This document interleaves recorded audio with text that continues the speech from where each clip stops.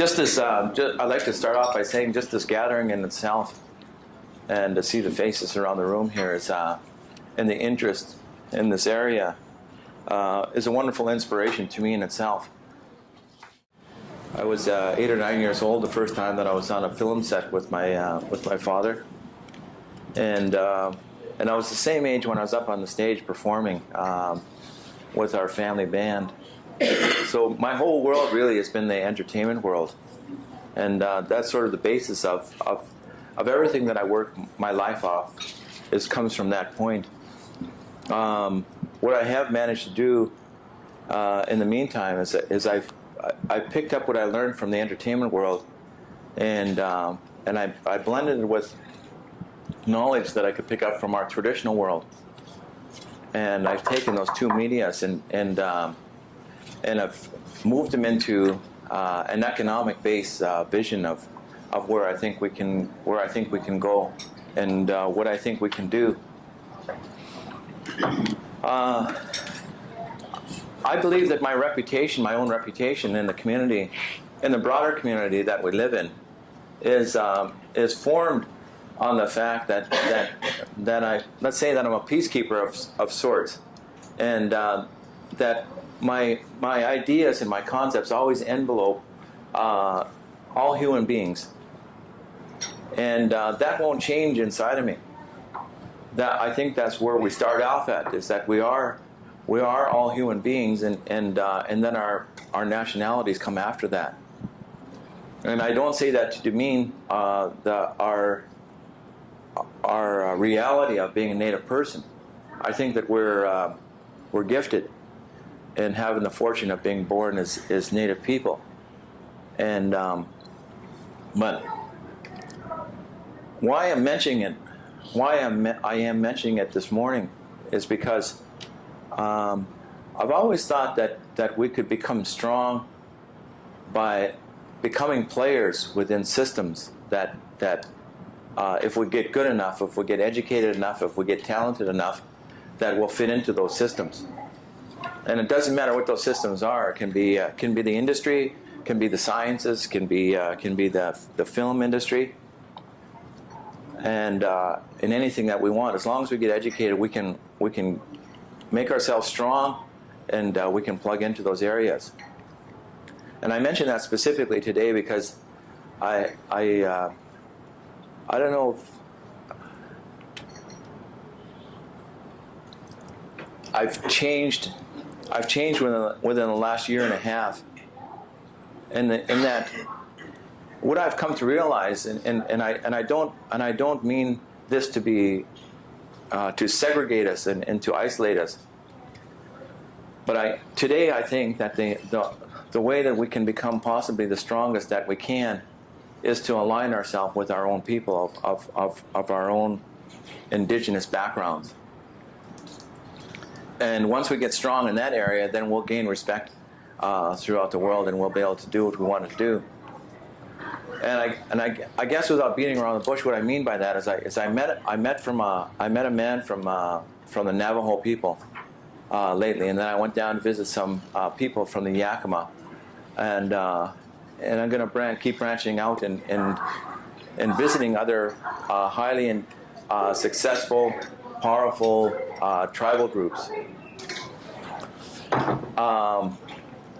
because even though in the animal world, everything gets along with each other, and everything has their roles to play within themselves, the seagulls stay strong by staying with all the seagulls, and the crows keep getting stronger and stronger because they stay with all the crows. And same with the ravens, and same with the eagles, and same with the bears, and same with the wolves. And yet they all travel in the same ecosystems with each other. And what they do in a strong way makes the other ones just as strong. And maybe you knew that before you came in here, but I didn't know that. And I guess that's why I'm talking about it. And what I see today is the strength of what we can do and what we can be together. But we have an awful hurdle to overcome first. And I think that hurdle is trust. lots of times within our own associations of people that I've seen and worked with over the years, maybe we just didn't trust each other enough. You know, like the trust has to be 100% in order for things to work out. And I know I've worked with our own people, like, you know, maybe 80% and 70%, and that caused an effect on its success. Not because I didn't want to, but because I like everybody else, am a product of my time. And I need time to grow, I need time to get stronger, and I need time to realize what our strong points are and what our weak points are. Like we have wonderful resources within British Columbia, just in itself. Not mentioning Alberta and Saskatchewan and all the other provinces that where we come from as Native people. And the people who are successful in the industry, like if I was on I was on a set 2 years in a row. This summer was the first time I wasn't on a set, but I was working for Walt Disney for the last couple of years and being a consultant on script writing and stuff like that. And I never planned on it; it just happened, and I enjoyed the opportunity. But you know, there was only one other First Nation in that production that I was working on, in White-Fang too, and he's the only guy that belongs to the union. You know, and he's in the paint department. He's the only. He just made it in, not this summer, but the summer before. I'm not saying that because I think that we all should go out and work at trying to become a part of the union, but more that we should unionize ourselves, even if it's in a symbolic frame of mind. See, the majority of all the 99% of that set was all non-native people. There was no Mexicans, there was no Asians, there was no Puerto Ricans. There was two of us that were Indians that were on that, and that was it. And so it is the society that we're trying to blend into, in the media society, is a very controlled and a very very hard system to break into, where you do maintain some success. But I think that if other nations around the world, like the Chinese and the Japanese and the East Indian, can give value to themselves by doing certain large projects together, then why can't we? I think once we have that vision set strongly in our heart, then it can start to move to our mind, and we can become advocates of one another. And what does it matter who's controlling, as long as we're working at something within that system that allows us to be the best that we can be. Why I mentioned the Navajo and the Yakima before is that because through that system, in the base of economics, my other vision that I have, that I work on today, is that I would like to become financially strong enough so I don't have to ask the government for nothing. I do not, before I die, I would like to be in a position where I can do anything that I want and not have to ask the government for anything. I would just like to have the money and the finances to do it, and that's it. And the finances doesn't always come in just in the monetary sense, but the finances comes in networking as well. And the more of us that pull together, the more credibility that we have, the more. Actually, in the end run, I would like to see us have and own a native North American bank. You know, think of the money that we could circulate amongst ourselves already. Of just all the bands in BC, we put all our band finances into one financial institution for ourselves, and we controlled it, and we operated it. That's power.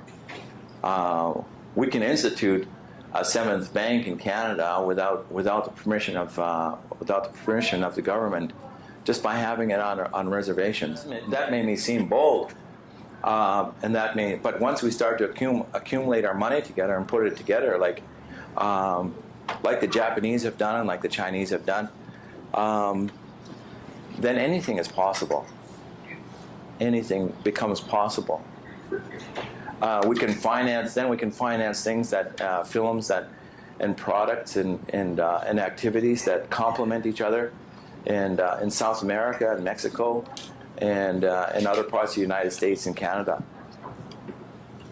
And one of my colleagues here that we've been sort of working parallel, and they're going to give you a breakdown on, but you know, an Aboriginal film and video industry and having a station. Well, if we network together today, we're just saying that it's possible that we could set up a network without CRTC by going from reservation to reservation. But we'd all have to contribute to it, and I don't mean that in a large and like CNN. You know, like we can't do that right away, but that could be one of our goals to the Pacific Rim. Because I see that all the people that we're connected to on the Pacific waters is what gives us our strength. Because it's not as though that it's a new idea. It's something that we've always worked. We used to work together with a long time ago. We always were a resource. Sure, yeah, we fought and we had our differences, but in between those differences, we used each other as resources, and in trading, even if it was in a negative context, there was still a positive overflow. Because through the slave trading, we strengthened our bloods, and you know, and that's at the worst end of it.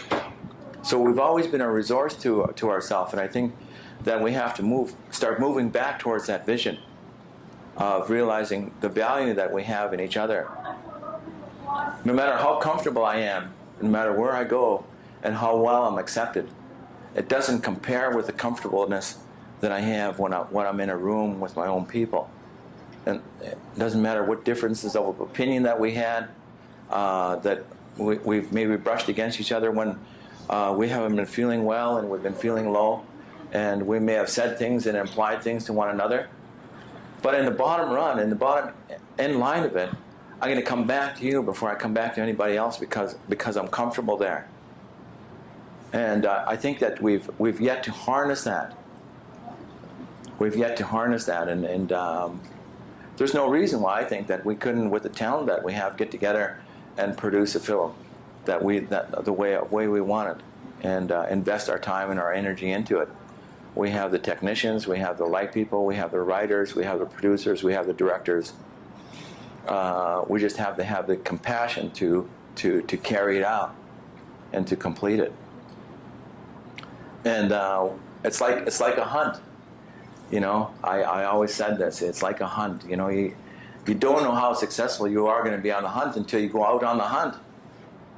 We can sit in this room all of our life and envision what a great hunt it's going to be someday, and if we don't begin to move on it, it never becomes a reality.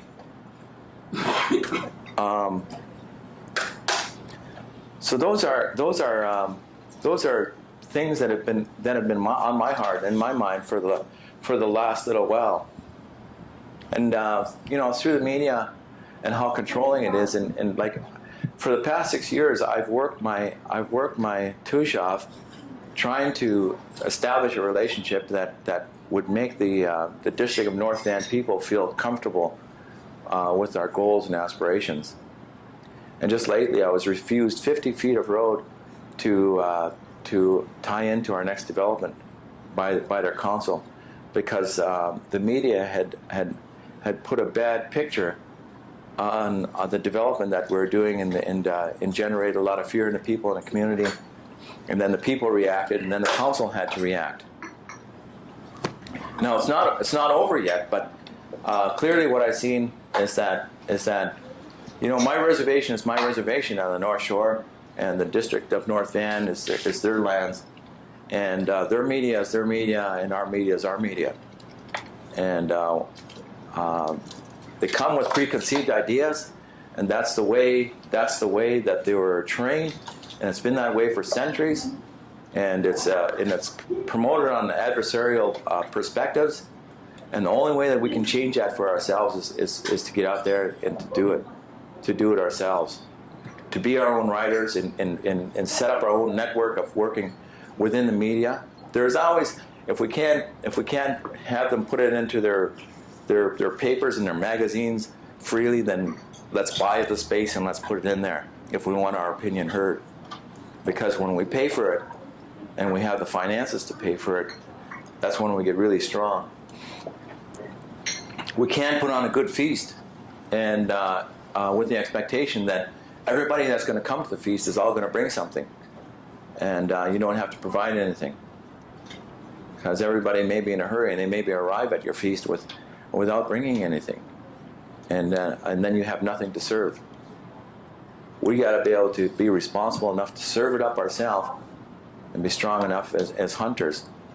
And I say that with both genders, because I don't think that our women were any less great hunters in our old days as we as the men are. And I think in some ways today, you're stronger, in fact, in being bold and having vision on where we can go and what we can move towards. And it's not like I woke up this morning and established myself as being prejudiced to not working with white people or with Asian people or with any other nationality. Yeah, I'll work with them, and I'll go back to the district council, and I'll continue my relationship, because they're not going to go away, and we're not going to go away. And I've fought enough fights to know that nobody ever really wins in a fight, and so that there's still always common ground to negotiate, and not to take it so personal when you get turned down. Today in this day and age, it's not so much racism as it's just change. People are going through some massive changes out there, and the changes that they're going through, they don't have any foundation to fall back on, and it scares the daylights out of them. They're worried about water, and they're worried about the air, and they're worried about the earth, and they don't have no soul or inspiration to fall back on. It's been sucked dry of them. At least we have that.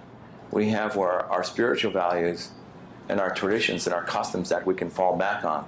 And don't take the perspective that they're dead and that you don't know anything about them. They're as alive as you want them to be. They're in here. Because the resource that we got them from has never gone away either. The Great Spirit has always been there. And it's never going to go away. And all we have to do is open those doors up and combine our work that we do with our physical and our mental and our emotional and our spiritual input. Anytime that anything goes wrong, like this mishap that's happening between us and the District of North Van, I could go out and I could fight him, and there's a lot of things I could do. We could shut down our road, and we could do a whole bunch of things. What we do instead is we go into the sweat lodge and we pray for an answer to it, and we hold pipe ceremonies, and we get our spirit dancers to take it into consideration when they're dancing. And so we approach it all in those ways, and then once we finish those, then we come back and look for solutions within the problem. So I think that you got to have a blend of both worlds. I think we have an opportunity today to literally take our spiritual perspectives and together balance the materialistic perspectives and become strong right down the center of them. We can be traditional people, and we can be business people as well. We can have ethics, and we can have principles, and we can have all these wonderful things. And that'll only just make us stronger. That's been my experience in the last 6 years. So I've kind of jumped all over the place, but these are things that I'm experiencing myself, and things that I've been thinking about a lot. And so I think that there is power in networking, and I don't discourage you from working with other non-native people, but I encourage you to look within our own groups first and see what we can find there that would help make our alliance stronger. Well, thank you very much for inviting me here. And I'll go back to where I started at the beginning. You know, why I'm so happy is that you're here is that in 1967, when the first time that my dad and I did Ecstasy of Rita Joe, we had to sit down and talk Frank Lewis and Robert Hall into taking part in the film. They'd never been on stage before, and they're artists. And we said, well, you're an artist when you create. You know, it's the same as creating on stage. my dad and August Schellenberg talked them into working on there. Why we had to talk them into it is there was no other Native actresses and actresses across Canada in 1967. And so look at the step that we made since 1967 to today, and the resources and the talent of people that we have across Canada and the United States and that are in this industry. So I think that's the other thing in closing, is just recognize the value of what we have accomplished in spite of everything that has been laid on our plate. And I'm going to turn it over to my good friend Loretta Todd here now, who will introduce our next speaker. Thanks very much.